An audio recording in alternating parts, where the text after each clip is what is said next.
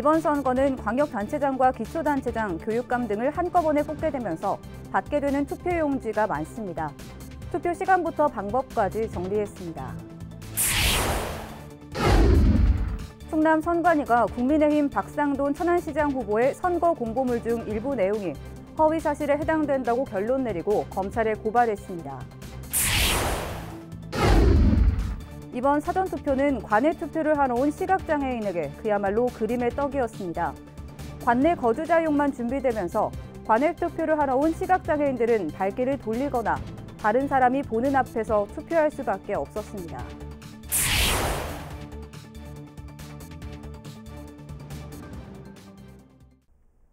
시청자 여러분 안녕하십니까? BTV 뉴스 특보입니다. 어느덧 6일 지방선거 투표일입니다. 지역의 일꾼을 뽑는 선거인 만큼 다들 투표 계획하고 계실 텐데요. 투표 시간부터 방법까지 김장섭 기자가 정리했습니다. 우리 동네 일꾼을 뽑는 제8회 전국 동시 지방선거. 투표 시간은 6월 1일 오전 6시부터 오후 6시까지입니다. 코로나19 확진 판정을 받은 유권자들은 오후 6시 30분부터 오후 7시 30분까지 투표할 수 있습니다. 투표를 하려면 주민등록증이나 운전면허증과 같은 신분증이 반드시 필요합니다. 앞서 진행된 사전투표와는 다르게 주소지에 따라 정해진 투표소에서만 투표를 할 수 있습니다. 자신의 투표소를 모를 땐 중앙선관위 누리집 등을 통해 확인할 수 있습니다. 이번 선거에서 충남 지역 유권자에게 배부되는 투표 용지는 도지사와 교육감, 기초단체장, 그리고 지역구 광역기초의원, 광역기초비례대표 등 모두 7장입니다. 투표는 2번으로 나눠서 진행되는데 먼저 도지사와 기초단체장, 교육감을 뽑는 3장의 투표 용지를 받아 기표를 한 다음 투표함에 넣고 나머지 4장의 투표 용지를 받아서 다시 투표를 하면 됩니다. 다만 국회의원 보궐선거나 무투표 당선 지역이 있는 경우 그만큼 투표 용지가 늘거나 줄 수 있습니다. 첫 번째 3장의 투표를 받고 투표를 하신 다음에 그다음에 2차로 4장의 투표용지를 추가로 교부받아서 하게 되니까요. 잊지 마시고 7장의 투표용지를 받아서 투표하는 거 잊지 말아주시기 바랍니다. 투표 시 주의할 점은 지역구 기초의원의 경우 선거구별로 2명에서 5명이 선출되지만 유권자는 1명에게만 기표해야 합니다. 또한 교육감 선거의 경우 정당명과 기호가 없는 만큼 이름을 잘 확인한 후 기표해야 합니다. 다만 세종의 경우 세종시장과 교육감, 지역구 시의원, 비례시의원만 뽑는 만큼 한 번에 4장의 투표용지를 받아 투표를 하면 됩니다. BTV 뉴스 김장섭입니다. 어제 선거운동을 마친 후보자들은 이제 개표 결과만을 기다리고 있을 텐데요. 공식 선거운동 마지막 날이었던 어제 치열했던 세종시장 후보들의 유세 현장을 김우순 기자가 취재했습니다. 박지원과 윤호중 두 공동 비상대책위원장을 비롯한 더불어민주당 지도부가 이춘희 세종시장 후보 지지 유세에 나섰습니다. 지방선거 최대 격전지로 보고 있는 충청권 중에서도 민주당의 텃밭으로 불리는 세종을 사수하기 위해 지도부가 세종에 결집한 겁니다. 살맛 나는 세종시로 만드는데 일할 수 있도록 여러분께서 압도적인 지지를 해주시면 고맙겠습니다. 이춘희 후보도 지금의 세종시를 만든 건 민주당이라며 행정의 안정과 연속성을 위해 자신에게 투표해달라고 지지를 호소했습니다. 지난 8년간 세종시를 맡아서 인구 10만 도시를 이제 인구 40만의 중견도시로 성장 발전시켰던 사람입니다. 세종시에 어떤 문제가 있는지 그 해답이 어떤 것인지 가장 잘 아는 사람입니다. 국민의힘 최민호 후보는 보수의 열세 지역으로 꼽히는 신도시를 중심으로 지역구 시의원 후보들과 함께 유권자들을 만났습니다. 최 후보는 지난 대선에서 정권 교체를 이룬 만큼 힘있는 여당 시장이 세종시를 발전시킬 수 있다고 지방 권력 교체를 주장했습니다. 떠오르는 대통령의 떠오르는 시장입니다. 새로운 세종시에 새로운 발전을 일으킬 시장입니다. 사람이 바뀌어야 세종이 바뀝니다. 시대가 바뀌었으면 바꿀 줄을 알아야 됩니다. 지원 유세에 나선 아산가 국회의원인 이명수 충남도당 위원장도 최근 주목받고 있는 영화 제목을 빗대어 이젠 민주당 시정과 헤어질 결심을 할 때라고 목소리를 높였습니다. 이런 민주당 시정 불면 이제 헤어질 때가 된 것 같습니다. 지금이 그때입니다. 공식 선거운동 마지막 날 치열한 선거운동을 펼친 여야 후보자들. 이제 유권자들의 선택만을 기다리고 있습니다. BTV 뉴스 김우순입니다. 충남 선관위가 국민의힘 박상돈 천안시장 후보의 선거 공보물 중 일부 내용이 허위 사실에 해당된다고 결론 내리고 검찰에 고발했습니다. 이재관 후보는 박 후보의 사퇴를 촉구했고 박 후보는 고의가 아닌 실수라고 해명했습니다. 송용환 기자의 보도입니다. 충남 선거관리위원회가 이재관 후보 측이 제기한 국민의힘 박상돈 천안시장 후보의 공보물 허위사실 기재 의혹에 대한 이의를 받아들였습니다. 선관위는 박 후보의 선거 공보 중 고용 현황과 실업률 부분에 대해 공표된 사실이 거짓이라고 결정하고 해당 내용을 30일 선관위 홈페이지 등에 공고했습니다. 또 박 후보를 대전지검 천안지청에 고발했습니다. 이에 대해 박상돈 후보 측은 캠프 실무진에 의한 실수일 뿐 고의는 아니라고 해명했습니다. 또 잘못을 인지한 즉시 SNS와 문자 메시지 등을 통해 오기를 바로잡았다며 각종 언론 인터뷰에서도 누락된 내용을 수시로 밝혀왔다고 설명했습니다. 반면 이재관 후보는 실무자의 단순 착오로 책임을 회피할 것이 아니라 후보직을 사퇴하는 것이 최선이라고 비판했습니다.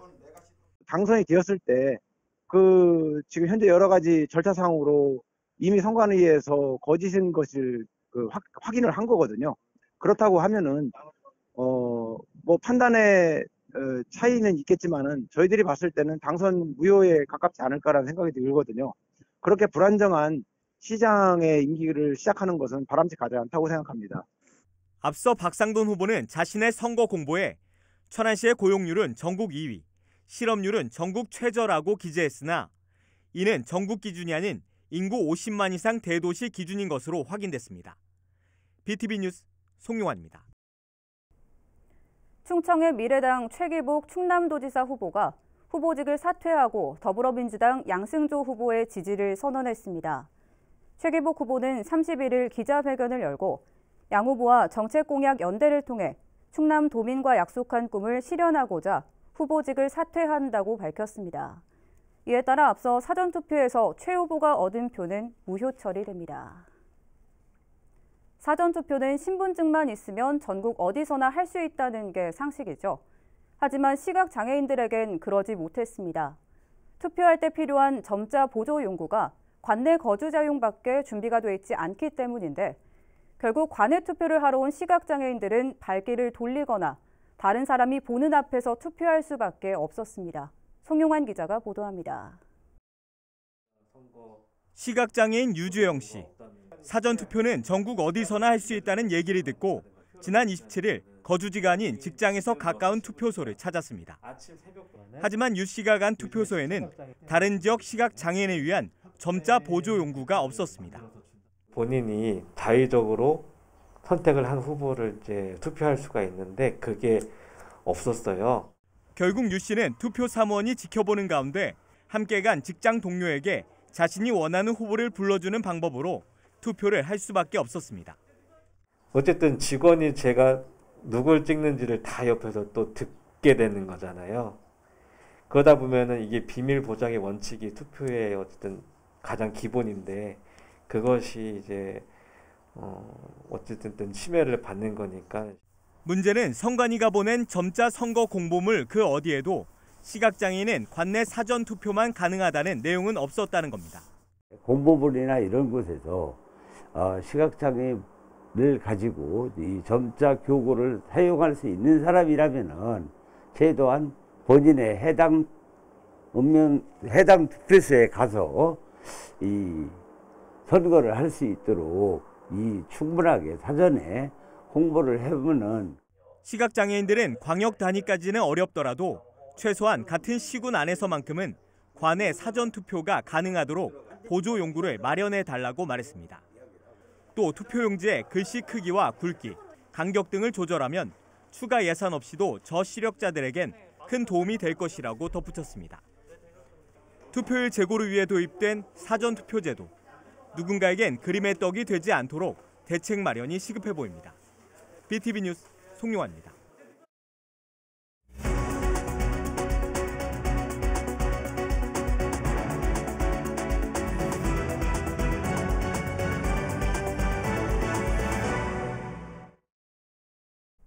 세종시가 임대차 신고제 계도 기간을 내년 5월 31일까지 1년 연장합니다.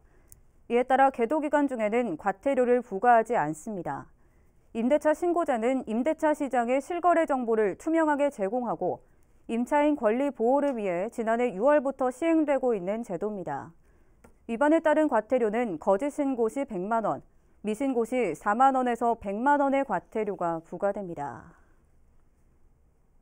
충남에서 지난해까지 최근 5년간 655건의 공장 화재가 발생한 것으로 나타났습니다.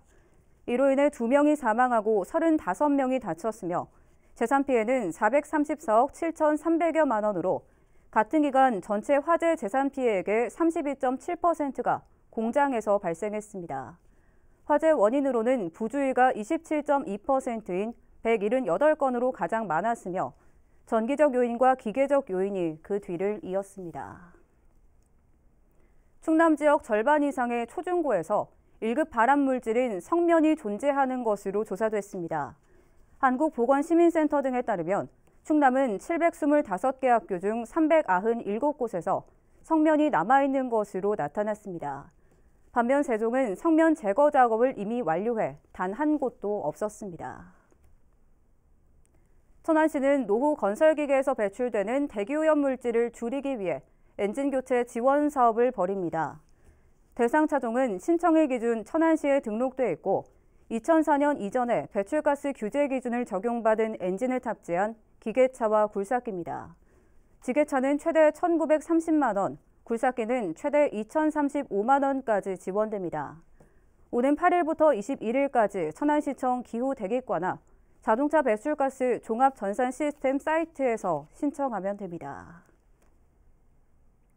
행복도시 중앙녹지공간을 관통하는 국지도 96호선을 달리다 보면 바로 옆으로 국립박물관 단지 1단계 사업이 진행되고 있는 걸 보실 수 있습니다. 5개 박물관 중 어린이 박물관은 제법 공사가 진행되기도 했는데요. 전체적으로 어떻게 사업이 진행 중인지 김우순 기자가 점검해봤습니다. 세종 호수공원 인근에 조성 중인 국립박물관 단지입니다. 이곳 7만 5천 제곱미터 부지에 2027년까지 모두 5개 테마의 박물관이 들어설 예정인 가운데 그중 가장 먼저 어린이 박물관이 모습을 드러내기 시작했습니다. 현재 약 50%의 공정률로 당초 계획했던 내년 상반기 개관엔 차질이 없을 전망입니다. 이곳 어린이 박물관은 올해 연말 준공되며 전시 준비 과정을 거쳐 내년 상반기 중 개관할 예정입니다. 나머지 4개 박물관에 대해서도 2027년까지 순차적으로 사업이 추진됩니다. 현재 실시 설계 마무리 단계에 있는 도시건축 박물관은 올 하반기 착공해 2025년 개관할 예정입니다. 또 디자인 박물관과 디지털 문화유산센터는 지난 1월 국제 설계 공모를 통해 당선작을 선정했으며 내년 공사에 들어가 2026년 개관을 목표로 추진됩니다. 마지막 국가기록박물관은 내년 사업 착수를 목표로 현재 기본계획을 수립 중입니다. 이들 5개 박물관 건립에 투입되는 예산만 4천억 원. 행복청은 국립박물관단지 1단계 사업에 대해 당초 목표로 했던 2027년까지 사업을 마치겠다고 재차 강조했습니다. 개별 박물관의 건립 일정에 맞춰 순차적으로 사업을 진행해 나가겠습니다. 5개 개별 박물관 건립이 병행되어 진행되는 만큼 더욱더 빈틈없이 준비하여 목표한 사업 기간 내에 완성될 수 있도록 추진하겠습니다. 아울러 국립박물관단지 2단계 조성 사업은 사업계획 확정을 위해 현재 국립민속박물관 이전 사업을 중심으로 관계기관과 협의가 진행 중이라고 덧붙였습니다. BTV 뉴스 김우순입니다. 세종시 교육청이 민원인의 편의를 위해 재증명 민원 사전 예약 서비스를 시행합니다. 이 서비스는 민원인이 교육청 누리집이나 전화로 예약 신청하면 원하는 시간에 1층 통합 민원실을 방문해 민원 서류를 수령하는 방식입니다. 서비스 대상은 학생이나 검정고시 등 모두 22종의 재증명 민원으로 평일 오전 9시부터 오후 6시까지 수령 가능합니다. 한편 시교육청은 평일 교육청 방문이 어려운 직장인과 맞벌이 부부 등을 위해 매주 월요일 오후 6시부터 8시까지 야간 민원실을 운영하고 있습니다. 아산시가 6월부터 백신 접종 여부와 관계없이 관내 경로당과 노인복지관, 노인교실 등 노인 여가복지시설을 이용할 수 있게 운영 방침을 변경합니다. 이는 방역지침 변경과 코로나19 확진자 감소세를 고려한 조치입니다. 다만 아산시는 식사 시 뛰어앉기와 실내 마스크 착용, 손 씻기 등 방역수칙은 반드시 준수하고 고열이나 두통 등 감기와 유사한 증상이 있는 경우 시설 이용을 중단해달라고 당부했습니다. 아산시 보건소가 여름철 수인성 식품 매개 감염병 발생에 주의를 당부했습니다. 수인성 식품 매개 감염병은 병원성 미생물에 오염된 물 또는 식품 섭취로 인해 설사나 복통, 구토 등의 증상이 발생하는 질환으로 장티푸스, 세균성 이질, 비브리오 폐혈증 등이 있습니다. 특히 여름철에는 온도와 습도가 높아져 세균 증식이 활발해지는 만큼 시보건소는 흐르는 물에 30초 이상 비누로 손 씻기와 물 끓여 마시기, 음식은 위생적으로 조리하고 충분히 익혀 먹기 등 예방수칙 준수를 당부했습니다. 천안시는 6월 2일부터 13일까지 대학생 아르바이트를 모집합니다. 모집 인원은 기초생활수급자 등 특별선발 38명과 일반 선발 88명 등 총 126명이며 근무기간은 7월 5일부터 8월 19일까지입니다. 신청은 시 홈페이지에서 하면 되고 선발은 오는 14일 오전 10시 타운홀 대회의실에서 공개 추첨합니다. 천안 시립교향악단이 마을 주민과 함께 기획하는 우리 동네 음악회를 열기로 하고 오는 17일까지 관람 신청을 받습니다. 우리 동네 음악회는 주민 연령대와 선호도 등을 반영해 프로그램을 구성한 뒤 아파트 단지나 마을 공원 등에서 공연을 열 예정입니다. 공연을 희망하는 아파트나 마을 공동체는 천안 시립교향악단에 전화로 신청하면 됩니다. 세종시 문화재단이 대중음악 창작을 쉽게 배울 수 있는 누리락 아카데미 입문자 과정을 운영합니다. 이번 아카데미는 노래를 직접 만드는 송라이팅을 주제로 6월 23일부터 6주 동안 매주 목요일에 진행됩니다. 아카데미는 5에서 7세를 대상으로 하는 유아 강좌와 청소년, 성인을 대상으로 하는 강좌로 나눠 운영됩니다. 참여 신청은 오는 15일까지 세종음악창작소 누리집을 통해 하면 됩니다. 이상으로 BTV 뉴스 특보를 마칩니다. 시청해주신 여러분 고맙습니다.